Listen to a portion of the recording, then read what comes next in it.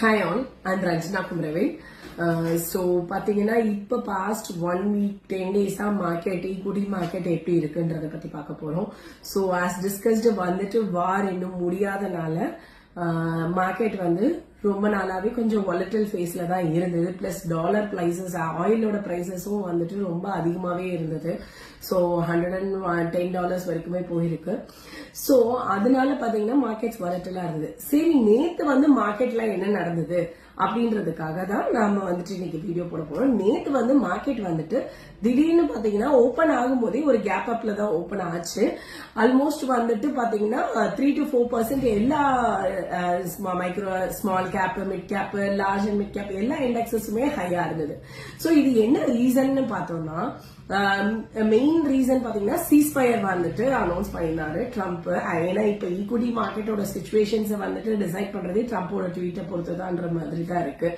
So அது பாத்தீங்கன்னா ceasefire வந்துட்டு சொல்லியிருந்தாங்க. சோ இந்த சீஸ்ஃபயர்னால வந்துட்டு சோ மார்க்கெட் வந்து கொஞ்சம் மூவ்மெண்ட் ஆச்சு. பிளஸ் டாலர் பிரைஸும் பாத்தீங்கன்னா ஆல்மோஸ்ட் 92 வரைக்கும் வந்துட்டு இறங்க ஆரம்பிச்சது. அதுக்கப்புறம் அப்படி இப்படி மூவ் ஆகி 95 பர் பேரல் வந்துட்டு $95 வந்துட்டு நேத்து செட்டில் ஆச்சு. சோ சீஸ்ஃபயர்னால மார்க்கெட் நேத்து வந்து டவுன் ஆச்சு அந்த நியூஸ்னால. அது மட்டும் இல்லாம பாத்தீங்கன்னா எஃப்ஐஐஸ் வந்துட்டு அப்பயுமே செல் தான் பண்ணிருக்காங்க, டிஏஐஸும் செல்லும் பண்ணிருக்காங்க. அதுக்கு ஈக்குவலா வந்துட்டு பையிங்கும் நடந்திருக்கு. பட் இதுல வந்துட்டு நம்ம நேத்தே வந்துட்டு நிறைய இன்வெஸ்டர்ஸ் கேட்டது என்னன்னா, மார்க்கெட் இனிமே புல் ரன் தானா, பிகாஸ் 14 days சீஸ் ஃபயர், இதுக்கு மேல மார்க்கெட் இல்ல. பிகாஸ் ஏன்னா மார்க்கெட் வந்துட்டு இந்த சிச்சுவேஷன்ஸ் வந்துட்டு பாத்தீங்கன்னா இன்னுமே டஃபரா தான் இருக்கு. ஏன்னா நேத்து சீஸ்ஃபயர் அனௌன்ஸ் பண்ணாங்க. பட் ஆனாலும் இன்னைக்கு பாத்தீங்கன்னா அவங்களோட ஈரானோட டேர்ம்ஸ்க்கு வந்துட்டு யூஎஸ் வந்து அக்ரி பண்ண மாட்டேன், எங்களோட டேர்ம்ஸ்க்கு தான் வரணுன்ற மாதிரியான நியூஸஸ் எல்லாம் ஸ்ப்ரெட் ஆயிட்டு இருக்கு. சோ அதனால வந்துட்டு மேபி திருப்பி வந்து ட்ரம்ப் வந்துட்டு வார வந்துட்டு ஸ்டார்ட் பண்றதுக்கான சான்சஸும் இருக்கு. அவர் ஆல்ரெடி சொல்லியிருக்காரு. சோ அந்த மாதிரி வந்து இந்த மாதிரியான சிச்சுவேஷன்ஸ்ல லைக் வார் வந்துட்டு இன்னுமே கம்ப்ளீட்டா வந்துட்டு ஸ்டாப் ஆகல. வார் எப்ப கம்ப்ளீட்டா ஸ்டாப் ஆகுதோ அதுக்கப்புறம் தான் நம்ம வந்துட்டு அந்த bull market rally, because oil prices இறங்கும், ஹார்மோஸ் வந்துட்டு ஃபுல்லாவே வந்துட்டு ஓபன் ஆகணும். Without any Iran, US, Israel இவங்க எல்லாருமே வந்துட்டு ஓரளவுக்கு காம்ப்ரமைஸ் ஆகி 100% வார் வந்து ஸ்டாப் ஆனா மட்டும்தான் ஈக்விட்டி மார்க்கெட்டுக்கு வந்து பாசிட்டிவ்.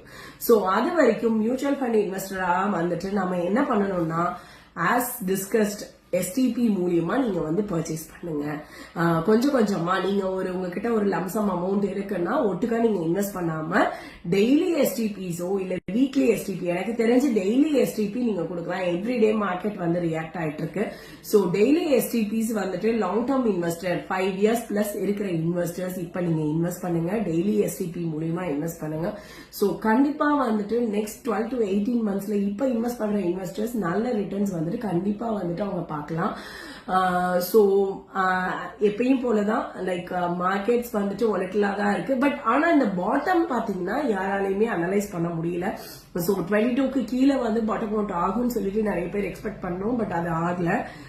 ரேஞ்ச் பவுண்ட் மார்க்கெட் மாதிரி 22ல இருந்து நிப்டி 22ல இருந்து 24க்குள்ள தான் போயிட்டு இருக்கு.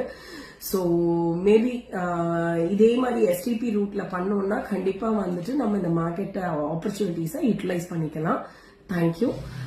இந்த மாதிரி யூஸ்ஃபுல்லான content, market related tips and mutual fund investment டீடைல்ஸ்க்கு சஞ்சனா எம்எஃப் வெல்த் யூடியூப் சேனலை வந்து சப்ஸ்கிரைப் பண்ணிக்கோங்க, லைக்கும் பண்ணிக்கோங்க, ஃப்ரெண்ட்ஸ் அண்ட் ஃபேமிலிக்கு ஷேரும் பண்ணிக்கோங்க.